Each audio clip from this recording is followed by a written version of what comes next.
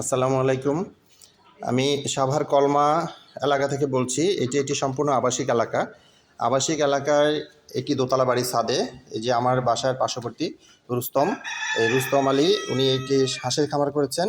এই হাঁসের খামারটির কারণে এবং এই যে আওয়াজ এবং দুর্গন্ধ আমাদের বসত বাড়িতে টিকে থাকা খুবই মুশকিল। আমাদের এই জানালাটি সবসময় বন্ধ রাখতে হয়। এই যে আমার বসার ঘর এবং এই খাবারের ঘরের ঠিক পাশেই এই যে হাঁসের খামার, এই হাঁসের খামারটির জন্য আমাদের এখানে বসবাস করা অত্যন্ত কষ্টসাধ্য হয়ে গেছে।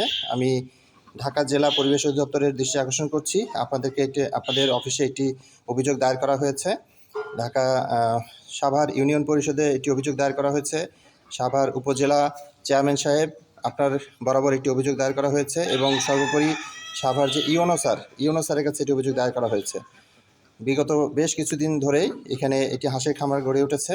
এটার যে দুর্গন্ধ, এই দুর্গন্ধের জন্য আমাদের শ্বাসকষ্টজনিত রোগবালাই এবং জীবাণু হচ্ছে এবং প্রতিনিয়ত দুর্গন্ধ হচ্ছে।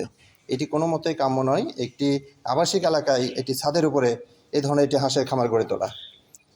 হাঁসের খামার এটি করতে পারে, সেটা দূরে কোথাও হবে, কিন্তু একটু আবাসিক এলাকার ভিতরে ছাদের উপরে ইচ্ছাকৃতভাবে পরিবেশ নষ্ট করার জন্য যেন এখানে বসবাস করতে কষ্ট হয়, সেভাবে বহুবার নিষেধ করা সত্ত্বেও ওনাদেরকে অনেক রিকোয়েস্ট করা হয়েছে হাঁসের খামারটি উচ্ছেদ করুন, বন্ধ করুন। এই যে এখানে মুরগির ডাক, হাঁসের ডাক, এই ডাকের জন্য